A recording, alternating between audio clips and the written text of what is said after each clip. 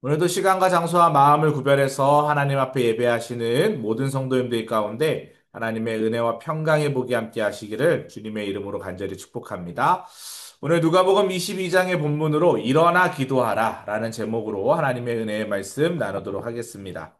오늘 본문의 이야기는 예수님께서 이제 감람산에서 하나님과 영적인 교제를 하는 장면으로 이어지고 있습니다. 잘 보이는 것처럼 제자들이 유혹에 빠지지 않게 기도하라고 당부하셨지만 금세 잠들고만 제자들에게 책망하시면서 일어나 기도하라고 말씀하시는 장면입니다. 겟세마네 동산, 즉 감람산이죠. 예수님은 십자가 고난 직전에 있었던 오늘 사건을 이야기합니다. 예수님께서 하나님 아버지에게 자신의 고난을 준비하시면서 그 심정을 생각해 보면 깊은 내적인 갈등, 또 그 고난에 참여할 수밖에 없는 순종의 기도를 드리는 장면이 오늘 본문의 이야기입니다. 이 본문 바로 앞에 예수님은 최후의 만찬을 하셨죠. 그리고 예수님의 제자들과 함께 평소 습관대로 감람산으로 가셨습니다. 이 장면은 마태복음 26장, 또 마가복음 14장에도 평행 본문으로 들어와 있는 내용입니다. 근데 특별히 오늘 누가복음 우리 본문 함께 읽은 22장에서는 예수님의 기도 장면에 더 집중하고 있습니다. 그리고 제자들의 모습과 비교하는 그런 장면으로 기록되어 있죠. 예수님은 기도에 집중하고 계시는데 제자들은 무기력함, 오늘 본문에서는 잠든 모습이 드러나면서 하늘로부터 도우심을 받은 예수님의 고통스러운 순종을 부각하는 것이 오늘 누가복음 본문의 특징입니다. 오늘 본문을 통해서 우리가 어떻게 일어나 기도해야 되는지 말씀을 통해 우리가 좀 살펴보려고 합니다. 세 가지 포인트를 보겠는데요. 습관을 따라 기도하셨다. 두 번째, 아버지의 뜻이 이루어지기를 기도하셨다. 세 번째, 힘쓰고 애쓰고 더욱 간절히 기도하셨다. 세 가지 내용으로 살펴보도록 하겠습니다. 먼저, 습관을 따라 기도하셨습니다. 예수께서 나가사 습관을 따라 감람산에 가심에 제자들도 따라갔다. 이렇게 되어 있죠. 예수님의 기도 생활은 습관을 따른 일이었습니다. 그래서 습관을 따르다라는 말은 뭐예요? 늘 하던 대로 기도했다라는 것을 이야기하죠. 기도는 위기의 순간을 준비하는 영적인 무기와도 같습니다. 그래서 예수님은 고난을 앞두고 평소 하던 대로 기도하러 가셨다라는 거예요. 그러면서 제자들에게도 시험을 이길 수 있도록 기도하라라고 명령하셨다라는 것이죠. 습관은 삶의 자연스러운 일부분이기 때문에 습관처럼 쉬운 일이 없습니다. 오늘 본문의 예수님은 경건 생활의 핵심이 습관을 따르는 기도였다라는 것을 강조하고 계시죠. 예수님은 기도로 사탄의 유혹을 물리치셨고 그 많은 사역을 감당하셨습니다. 그래서 제자들에게도 유혹에 빠지지 않도록 날마다 습관을 따라 기도하라고 당부하신 것입니다. 그러나 오늘 본문에 나와 있는 것처럼 제자들은 잠들어 결국 예수님이 잡히시던 밤에 주님을 배반하는 실패를 경험하고 만다라는 거예요. 시험과 유혹을 이기기 위해서 어떻게 해야 한다고요? 깨어 기도해야 합니다. 그래서 기도는 영혼의 호흡이다라는 말 아마 많이 들어보셨을 겁니다. 성도 여러분, 우리가 숨쉬기를 연습하는 사람은 없습니다.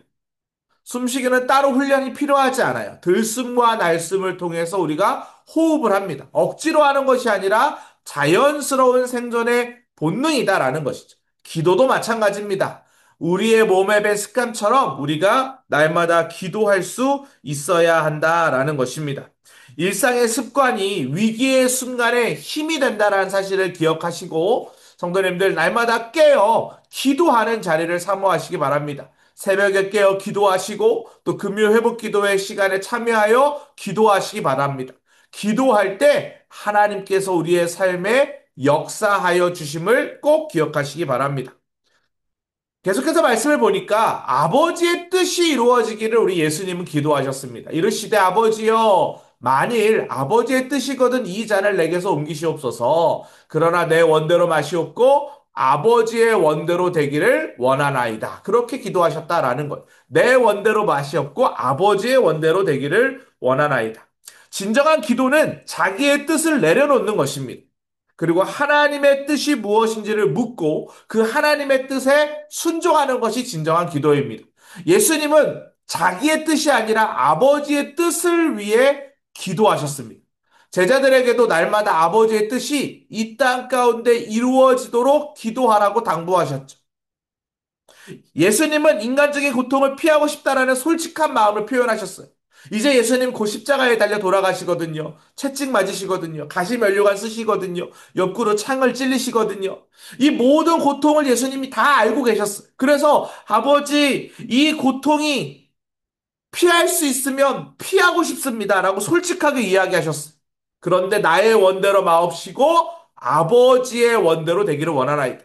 아버지의 뜻이 무엇입니까? 예수님이 십자가에 달려 돌아가시는 이유가 뭐예요? 그 피를 통해서 우리의 죄가 덮이는 거죠. 그래서 우리가 하나님께로 나아갈 수 있는 은혜를 경험하는 것. 예수님의 어린 양 되심의 그 사건, 그 피 흘림의 그 사건이 우리를 살리셨습니다. 그 예수님의 십자가의 죽음은 곧 영광을 드러내는 거죠. 고통 없이 영광이 없다라는 것입니다. 그것이 아버지 하나님의 뜻이다면 예수님의 마땅히 그 길을 순종하셨다라는 것입니다. 인간적인 고통을 피하고 싶었지만 결국 아버지의 뜻을 받아들이고 순종의 모범을 보이시는 예수님의 모습을 우리는 오늘 말씀을 통해 볼 수 있습니다. 우리의 신앙생활은 하나님의 뜻을 구하고 그 뜻을 이루는 것임을 꼭 기억하시기 바랍니다. 하나님은 우리 앞에 놓인 모든 일을 다 아십니다. 그리고 가장 선한 길로, 안전한 길로 우리를 인도하실 것입니다. 그분이 인도하는 길이 가장 안전하고 좋은 길인 것을 믿는 것, 그것이 바로 믿음의 행보입니다. 그러므로 우리는 하나님의 뜻을 위해 내 생각과 계획을 때때로 내려놓을 수 있어야 합니다. 예수님을 따르려는 자는 자기를 부인하고 자기 십자가를 지고 따르는 결단이 필요하다라는 것이죠. 그래서 마태복음 6장 33절의 본문처럼 하나님의 나라와 하나님의 의를 구하는 기도, 먼저 그의 나라와 그의 의를 구하는 믿음의 기도가 필요하다라는 것입니다. 오늘 본문에서도 보니까 43절에 천사가 하늘로부터 내려와서 예수님께 나타나 힘을 더했다라고 되어 있어요. 순종의 기도에는 하늘의 도우심이 임함을 기억하시기 바랍니다. 고통스러운 순종의 자리에도 하나님은 그를 홀로 두지 않으셨습니다. 예수님은 홀로 두지 않으시고 천사를 통해 힘을 더하셨어요. 왜? 하나님의 뜻에 순복할 때 하나님께서 도울 수 있는 은혜의 공간이 열리기 때문입니다. 그래서 성도는 고통의 순간 가운데서도 하나님께 기도해야 돼요. 그리고 예수님이 44절에 보면 힘쓰고 애써 더욱 간절히 기도하셨을 때 땀이 땅에 떨어지는 핏방울같이 되었다라고 기록되어 있죠. 간절한 기도가 무엇을 이야기합니까? 영적 현장, 영적 전쟁의 현장을 이야기하는 거예요. 예수님은 지금 죽음을 앞둔 극심한 고통 중에 있습니다. 그렇기 때문에 간절히 기도할 수밖에 없었어요. 그 기도는 육체적 고통을 수반할 정도였습니다. 그러나 기도는 단순한 의무가 아닌 자신의 생명을 거는 싸움임을 예수님은 분명히 알고 계셨습니다. 그래서 더 간절히 기도했다라는 거예요. 이렇게 간절히 기도했는데 예수님은 자신의 목숨을 걸고 기도하는데 일어나 보니까 제자들이 어떻게 했어요? 잠들어 있는 거예요. 그래서 예수님이 뭐라고 말씀하십니까? 시험에 들지 않게 일어나 기도하라. 일어나 기도하라. 46절에 그렇게 기록되어 있죠. 영적 나태함은 우리로 하여금 시험에 빠지게 합니다. 제자들은 육체의 피곤함과 슬픔으로 인해 기도하지 못하고 잠들어 있었습니다. 그 결과 위기의 순간이 찾아왔을 때 결국 예수님 옆을 지키지 못합니다. 넘어집니다. 예수님은 기도를 통해 고난을 준비하셨고 오늘 본문을 통해 우리는 분명히 알 수 있죠. 기도 없는 신앙은 위기의 순간에 반드시 무너진다라는 것입니다. 그래서 성도는 반드시 깨어 기도해야 합니다. 교회에서 어떤 행사를 할 때, 우리가 어떤 사역을 할 때, 무엇인가를 준비할 때 반드시 기도해야 합니다. 기도 이외에는 아무런 능력이 나아갈 수 없음을 꼭 기억하시기 바랍니다. 오늘 이 겟세마네의 기도는 하나님의 뜻에 대한 순종, 또 예수님의 기도에 대한 울부짖음을 기록하고 있습니다. 제자들의 모습을 통해 깨어 기도해야 함을 우리는 반드시 알 수 있죠. 기도는 위기를 이기는 유일한 길입니다. 그래서 오늘 본문을 통해 저는 성도님들에게 권면드리고 싶습니다. 신앙인은 깨어 기도하는, 즉 습관을 따라 기도한다라는 건 수시로 무시로 어떤 일이 있을 때마다 기도할 수 있는 그런 영적인 영안이 열려 있어야 될 줄 믿습니다. 그런 의미에서 세 번째로 힘쓰고 애쓰고 더욱 간절히 기도해야 한다라는 것입니다. 예수님은 땀이 핏방울이 되어 땅에 떨어지도록 힘써서 기도하셨습니다. 이른 아침에 한적한 곳으로 가서 혼자 간절히 기도하셨죠. 예수님은 늘 기도하셨고 기도는 예수님의 사역의 원동력이었습니다. 우리 초기 한국교회에도 자랑할 만한 아름다운 전통들이 있죠. 바로 새벽 기도입니다. 저도 요즘에 매일 새벽 기도에 참여하고 있는데 요즘 한 주간 동안에는 찬양 백업을 하고 있습니다. 목사님들이 이제 앞에서 설교하시면서 찬송 부르실 때 새벽이 되면요, 목이 잠겨요. 성경을 읽을 때도 목이 잠길 때가 있고 찬양을 부를 때도 목이 잠길 때가 있어서 항상 목사님 한 분이 뒤에서 찬송을 같이 불러드립니다. 한 주간씩 돌아가면서 하는데 이번 주간은 제가 지금 담당하고 있습니다. 아닐 때는 항상 앞자리에서 성도님들을 위해 항상 기도합니다. 주여라고 부르짖는 통성 기도의 전통도 있죠. 금요 회복 기도회 때는 부르짖어 기도할 수 있습니다. 1907년에 시작된 이 영적인 흐름, 새벽 기도와 통성 기도. 신앙의 선배들이 우리에게 준 아주 훌륭한 믿음의 유산입니다. 이 유산을 우리가 물려받았으니 우리도 이것을 후대에게 물려줘야 될 줄 믿습니다. 하나님의 뜻을 찾고 구하는 사람이 영적 분별력을 얻습니다. 지난 15일에 제가 정남교회에서 일일 부흥회를 인도하고 왔는데요. 청소년들, 청년들, 장년들과 함께 뜨겁게 기도하는 시간을 가졌습니다. 주님의 이름을 세 번 간절히 부르고 통성으로 기도할 때 많은 성도들의 마음 가운데 울림이 있었고 다시금 하나님 앞에 결단하겠다라는 믿음의 고백들이 있었습니다. 기도하면 하나님이 시대를 분별할 수 있는 영적인 영안을 열어주신다라는 것입니다. 성도 모두가 한 마음으로 하나님의 뜻을 구할 때 하나님의 능력을 경험하게 되고 영적으로 건강한 공동체가 될 수 있습니다. 우리는 지금 경계 조정과 속회 재생산이라고 하는 어떻게 보면 안양교회 85년이 넘는 이 역사가 깊은 교회의 가장 중요한 그런 작업들을 하고 있는 하반기를 보내고 있습니다. 수천 명의 성도가 있는 상황에서 이런 일들을 하는 것은 사실 쉽지 않습니다. 건드는 것도 쉽지 않고 진행하는 것도 쉽지 않습니다. 지난 상반기부터 교구 목사님들과 머리를 맞대고 지혜를 구하면서 기도하면서 이것들에 대한 작업을 했고 지금은 이제 우리 속자님들 부속자님들과 기도하면서 이 일을 준비하고 있습니다. 하나님께서 하실 것이라고 저는 믿습니다. 하나님께서 역사하실 것이고 이 일을 통해 우리 안양교회가 더욱 건강한 신앙의 공동체, 생명을 살리는 건강한 공동체로 이루어 가실 것을 기대합니다. 우리가 할 수 있는 것이 아닙니다. 하나님이 하셔야 합니다. 그렇기 때문에 우리는 기도하며 준비해야 한다는 것이죠.